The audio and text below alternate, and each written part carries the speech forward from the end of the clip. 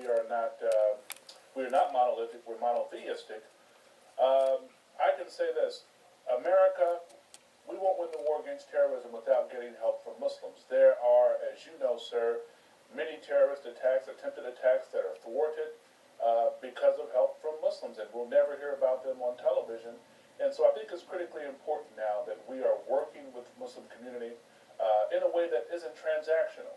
I've met with law enforcement agencies quite recently, and I think I'm the only member of Congress who has ever served in an intelligence fusion center.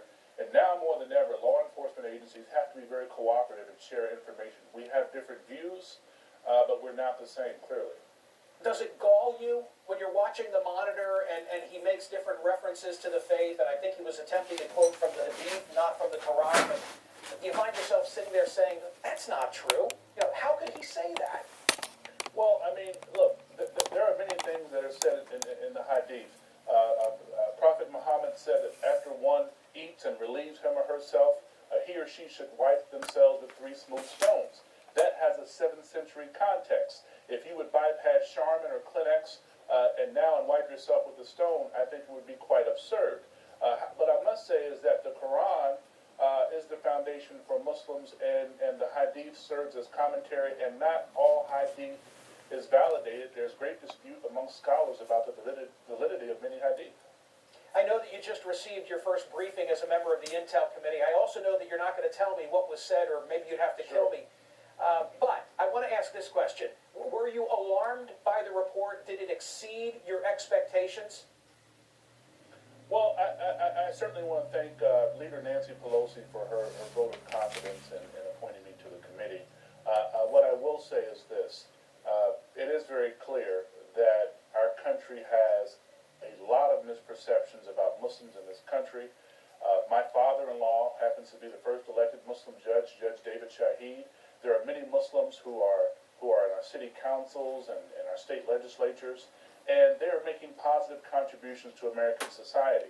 I think me being on this committee has caused a stir with some, but for the most part, Democrats and Republicans have been congratulatory.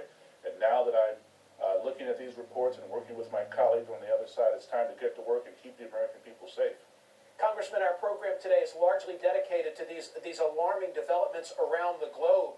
Should we Americans take some solace in the fact that at least the reports are overseas and these events are not taking place here at home? Or would you say, don't accept a false sense of security? Absolutely. We can never be secure. I mean, there are attacks from those who claim to be Muslim, but they misrepresent their religion very clearly.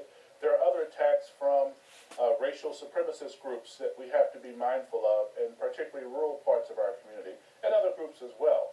But what we're saying to law enforcement is that let's create relationships built on trust, not a transactional relationship, not a relationship where law enforcement shows up at the last minute wanting information, but a relationship where Muslims, Sikhs, Hindus, Jewish brothers and sisters, Christians, Catholics can attend citizens' academies and really feel a part of the law enforcement process in helping to report any suspicious or terrorist activities.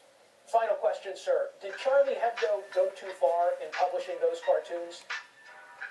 Well, I support free speech, no matter where it is. I think that even though we have free speech, we have to make sure that our free speech or our display of free speech doesn't become distasteful or disrespectful, but I still support their right to express themselves quite freely. I don't think that Muslims should become other than who they are with trying to attack people for expressing themselves. The best course of action is to remain a Muslim in the true sense of the word and act like a civilized human being, because that is a form of dawah, and that is the best way to demonstrate that the faith is a faith of peace. Congressman Andre Carson, congratulations on your new position, and thank you for being here. Thank you, sir. Thank you. Just ahead, the very surprising views of Pope Francis.